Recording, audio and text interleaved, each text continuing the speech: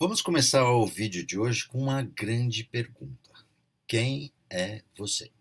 Se você não tivesse com esse e-book em mãos, ou não tivesse, ou ainda não tenha feito nenhum tipo de desenvolvimento pessoal, onde essa pergunta vem à tona, você me diria o quê? O seu nome, sua idade, onde você mora, o que você faz, se é casado, solteiro, tem filhos, coisas desse tipo. Uma das coisas difíceis da gente, para todos nós, é nós sabermos quem realmente nós somos. Muitas pessoas passam a vida inteira sem saber quem realmente são. Então isso não é uma tarefa muito fácil, não. Então por isso a gente usa de muitas ferramentas, de muitas não, de várias ferramentas, para que isso ajude você, ajude os clientes de coach, essas pessoas treinadas a realmente entenderem a fundo quem realmente são. E nós temos duas ferramentas principais que são as que eu coloquei aqui, tá? Nesse videobook, que são os seus valores de vida. Valores é o que você tem de mais precioso, e o seu perfil comportamental, tá? Seu perfil comportamental, você já nasce com ele. Tá? Você pode criar adaptações de acordo com as suas necessidades, mas isso faz parte da sua personalidade, vamos dizer. E os seus valores, eles podem mudar conforme a sua vida, conforme como nós vamos ver aqui no decorrer. A primeira coisa que você tem que ficar muito atento, é como você se vê. Tá, aqui eu coloquei duas fotos de extremos, que é justamente para você entender como você se vê. Você se vê como um mendigo, ou você se vê como um super-homem, ou como a Mulher Maravilha? Como você se vê? Se você olhar no espelho e ele projetar a sua alma, vamos dizer, a sua mente, o seu mindset, o que você vai ver nesse espelho? Que figura vai aparecer para você? Tem muitas pessoas que são extremamente milionárias e se veem com um mindset de mendigo. Tá? É uma incoerência aparente? É. Só que o mendigo aqui, a Mulher Maravilha e o Super-Homem é uma metáfora, tá? Que eu criei para que você entenda com mais facilidade. Obviamente que uma pessoa que mora numa mega mansão e tenha todas as regalias de uma pessoa milionária, ela não vai se ver como um mendigo, tá? Obviamente, mas isso é uma metáfora. Mas só que o mindset dela é metaforicamente como um mendigo. É uma pessoa extremamente infeliz, é uma pessoa que não se relaciona nem com ela e nem com os outros, é uma pessoa que todo mundo evita, é uma pessoa asquerosa, uma pessoa metida, uma pessoa que não é aprovada, entre aspas, pela sociedade. Por quê? Porque é uma pessoa tóxica, é uma pessoa negativa, uma pessoa que critica todo mundo, é o sabe tudo, que só ele que sabe, porque ele é o grande milionário. Então só ele que sabe tudo da vida. Então ele não está disposto a aprender com ninguém e muito menos ensinar alguma coisa para alguém. Isso tá cheio de gente por aí, tá? E no esporte também existe. Existe aqueles esportistas que são, sabe, os mascarados, né, que a gente fala na linguagem popular. São aqueles esportistas asquerosos, porque eles acham que eles são os ícones, então, sabe, todo mundo tem que respeitar, todo mundo tem que abaixar, fazer continência e fazer sei lá o que quando eles passam, e eles não olham na cara de ninguém, tratam os repórteres de uma maneira inadequada, e são pessoas que você conhece, ok? Então não é só no ramo de dinheiro, é no ramo da fama também que as pessoas agem assim. Tem essa configuração mental, que eu sou o bambambam bam, bam, e toda a humanidade tem que se curvar diante de mim. Okay? Então, isso é um mindset de fracasso. A pessoa pode ser rica, ou a pessoa pode ser famosa, Só que essas pessoas não se relacionam com ninguém. Agora eu vou te contar uma história não, vou te contar uma pesquisa. Na Universidade de Harvard, há muito tempo atrás, era considerada, assim como hoje também, é considerada uma das melhores universidades do mundo.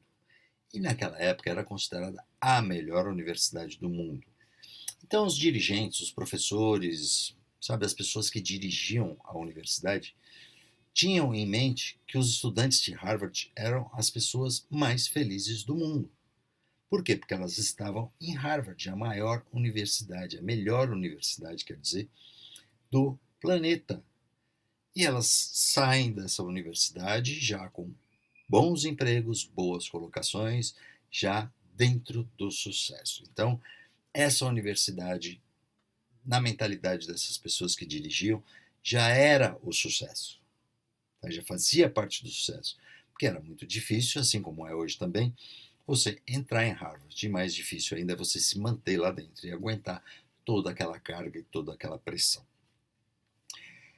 Então, eles fizeram uma pesquisa com os alunos da universidade e o principal tema e o que eles queriam saber se aquelas pessoas realmente eram felizes.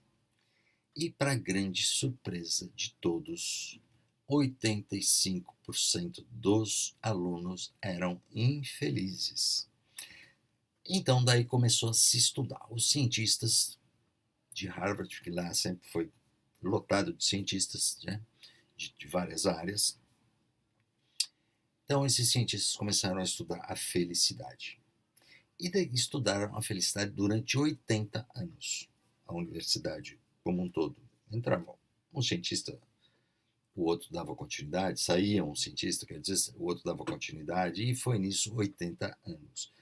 E chegaram à conclusão de que a felicidade está nos relacionamentos. E o que acontecia com esses estudantes de Harvard? Eles não tinham relacionamento, porque não tinham tempo para isso. A vida deles era só estudar. A solidão pura. Ou eles estavam no quarto deles, estudando, ou estavam na biblioteca, ou embaixo de alguma árvore lá na universidade, mas sempre sozinhos, ou na maioria das vezes sozinhos. Então essas pessoas iam se tornando cada vez mais depressivas, cada vez mais infelizes. Ok? Então a felicidade chegou à conclusão lá de que está nos relacionamentos. E essas pessoas asquerosas, metidas, os donos da verdade, os donos do mundo, eles não conseguem relacionamentos sadios. Eles conseguem relacionamentos de interesse. Você vê que tem muita gente que é puxa-saco de gente rica e de gente famosa. Mas não é porque gosta deles, é porque quer estar no meio deles para aparecer. Então existe um interesse, não é aquela amizade sadia, aquela amizade de sentimentos, aqueles relacionamentos sadios. Entendeu? Então é por isso que essas pessoas, uma das grandes causas, aliás, dessas pessoas que estão lá em cima, seja financeiramente ou seja em fama, serem tão infelizes, as que têm esse comportamento. As que são humildes, maravilha. A fama, o dinheiro é um trampolim para ser cada vez mais feliz. Ok? Não que seja um quesito básico. Se ser rico e famoso precisa ser feliz. Como nós já vimos, e eu frisei bastante, fui bem redundante, que felicidade é uma construção interna, ok? Mas eu estou falando não é um trampolim, por quê?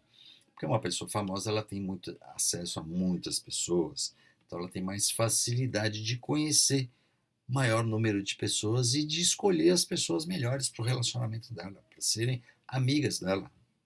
É nesse sentido que eu estou falando. Não que tenha uma influência direta, é apenas uma facilidade a mais. Ok? Agora uma outra coisa. Como você vê o mundo? Tá? Que está relacionado ao que eu acabei de dizer. Você vê o mundo como uma selva onde você é presa e você é predador. Então você tem que lutar com todos para sua sobrevivência. Esse é o mindset do homem das cavernas, lá das savanas africanas, onde o homem apareceu, vamos dizer, pela primeira vez. É a origem do homem lá, acredita-se. Do Homo sapiens, né? Ou o mundo é um mar de oportunidades? Qual é o seu mindset a respeito disso? É uma selva ou é um mar de oportunidades? É uma selva onde as pessoas são ruins, as pessoas querem te passar a perna, querem te passar para trás, e você tem que estar sempre atento, e você tem que estar sempre lutando contra essas pessoas. Então note que é o princípio lá das cavernas.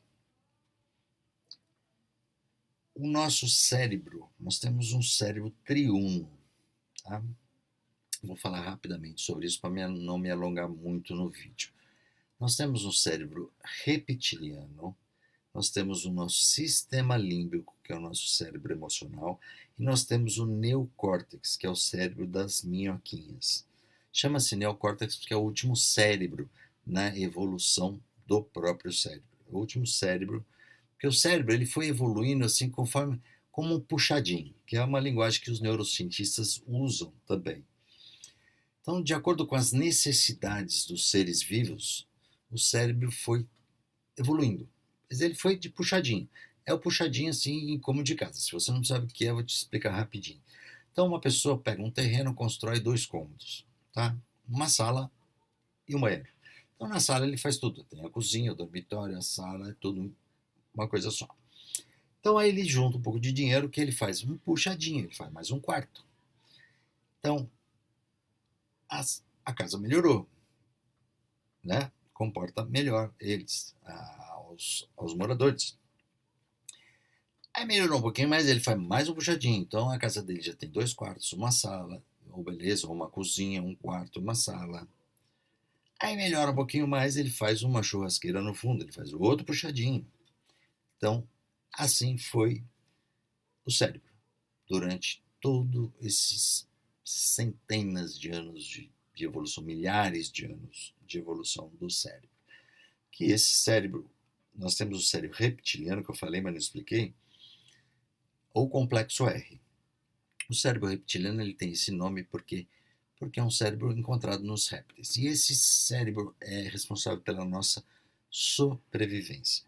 Nosso cérebro, no geral, ele não foi feito, não foi programado para o nosso sucesso. Ele foi programado para a nossa sobrevivência. E esse cérebro reptiliano ele tem como lema lutar ou fugir. Tá? É o cérebro que além, só para você ter uma noção melhor, ele é o cérebro também responsável pelas nossas funções involuntárias. Ele é responsável pelos nossos batimentos cardíacos, pelo nosso controle de temperatura do corpo e por sexo. Sexo também é preservação da espécie. Tá? Então, pelo que ele é responsável pela preservação da nossa espécie e da gente mais em particular, né? Do nosso cérebro é responsável pela nossa sobrevivência. Então, o lema desse cérebro é lutar ou fugir. E o nosso cérebro ele muda a nossa fisiologia de acordo com o que a gente precisa. Presta muita atenção nisso. Dentro de nós, do nosso corpo, nós temos uma farmácia química, que nós temos tudo o que nós precisamos. Nós temos os hormônios, nós temos os neurohormônios, os neuropeptídeos. Então nós temos uma farmácia química. Agora eu vou... você já deve ter acontecido com você, de você tomar um susto e a sua perna ficou mole, ficou tipo tremendo. Você tomou um susto grande. O que aconteceu? Por que suas pernas ficaram tremendo? Porque o teu corpo te preparou para aquela situação. É por lutar ou fugir, que é o princípio básico. Então suas pernas ficaram tremendas por quê? Porque você teve uma inundação na corrente sanguínea e de elementos que te favorecessem te proporcionassem mais força, mais agilidade, mais velocidade. Então, suas pernas tremiam naquele momento do susto, porque elas estavam preparadas para dar o seu potencial máximo, para você fugir daquela situação. Porque era uma situação de perigo. Então, seu cérebro te preparou para enfrentar aquela situação de perigo. Ou seja, fugir. Paralelo a isso, paralelo não, desculpe. Você também deve ter passado pela situação de que você ficou com raiva de alguma pessoa numa uma determinada situação e você ficou vermelho. A gente nota pelo rosto, porque o rosto aparece mais. Mas na verdade não foi só seu rosto que ficou vermelho. Foi os seus braços, as suas mãos. Vamos dizer, a parte dos membros para cima. Por quê? Porque teve uma super irrigação também. Então seu corpo te preparou para quê? Para lutar. E por que você ficou vermelho? E tem até o ditado, eu fiquei vermelho de raiva. Então você ficou vermelho de raiva porque você teve uma super irrigação na parte superior do seu corpo. Para quê? Para você lutar. Entendeu? Então, o que aconteceu com essa super irrigação, com essa produção de tudo que eu já te falei, dessa farmácia química que nós temos no nosso corpo, que é para você lutar. Então, você estava na sua potência máxima também. Você tinha mais força, você tinha mais velocidade nos braços, tipo, para brigar mesmo, brigar de briga, falando. Então você tinha mais força, mais agilidade, mais velocidade nos seus movimentos, porque o teu corpo te preparou para a luta. Então note que nosso princípio desse nosso cérebro é lutar ou fugir. O que é perigoso a gente não consegue lutar, a gente foge. Existem muitas passagens interessantes, não sei se você conhece algumas. Por exemplo, a pessoa fala, nossa, não sei de onde que eu tirei tanta força para segurar aquele armário que estava caindo em cima do meu filho. E a pessoa conseguiu. Só que numa situação normal, se ela estivesse tranquilinha, ela não teria aquela força. Se ela vai, por exemplo, vou segurar o armário, que é para você parafusar alguma coisa lá na parede. Você não tem essa força. Mas naquela situação você teve. Por quê? Porque o teu corpo te preparou para aquilo. Então é simples assim. Agora, o remédio é bom? Os remédios que a gente conhece, os remédios que compra em farmácia, são bons? São maravilhosos, eles curam nossos males, né? Mas e se você tomar em excesso aqueles remédios? Eles podem te matar, certo? Então toda essa produção da nossa farmácia química, ela na quantidade certa e na hora certa, ela é maravilhosa. Agora, em excesso, nos causam muito mal, inclusive as doenças e as doenças graves, como câncer, como outras doenças. Mas eu não vou me alongar nisso para a gente não baixar o padrão aqui da nossa conversa, né? Mas, por exemplo, nós temos uma substância no corpo que se chama cortisol. Cortisol é uma substância muito importante para a nossa sobrevivência e para essas coisas que eu acabei de dizer para você. Então, o cortisol ele é produzido para nos ajudar nessas situações, como eu acabei de dizer para você. Só que o cortisol em excesso, ele é extremamente maléfico para o nosso corpo. É como o remédio tomado de forma errada, em quantidade exagerada. E é um dos causadores dos nossos males físicos, das nossas doenças. Então, as pessoas que brigam muito, vivem em estado emocional muito baixo, elas produzem muito cortisol. E isso prejudica de forma muito acentuada a nossa saúde, tá? Não só a saúde mental, mas como a saúde física também. Então, para resumir tudo, a nossa maneira de ver o mundo é a nossa filosofia de vida. Se a gente encara o mundo como um mar de oportunidades, onde as pessoas são boas, onde a gente pode conseguir vários bons relacionamentos com pessoas que vão nos ensinar, nos ajudar, e também nós possamos ajudar essas pessoas, porque normalmente as pessoas com esse mindset, elas não estão aqui só para ensinar, elas estão para aprender também. São pessoas humildes, são pessoas evoluídas. Então, essa nossa maneira de ver o mundo é a nossa filosofia de vida. Se a gente vê o mundo como um mar de oportunidades, a nossa filosofia é de oportunidades, é de conquistar coisas boas em todas as áreas da nossa vida. Agora, se a nossa filosofia é de selva, é de lutar ou fugir, nossa filosofia também vai ser de luta. Então a nossa vida vai ser embasada nessa nossa filosofia de vida. Ou eu vivo bem com as pessoas, ou eu vivo mal com todo mundo e comigo também. Ok? Então nesse vídeo nós vamos ficar por aqui e até o próximo vídeo.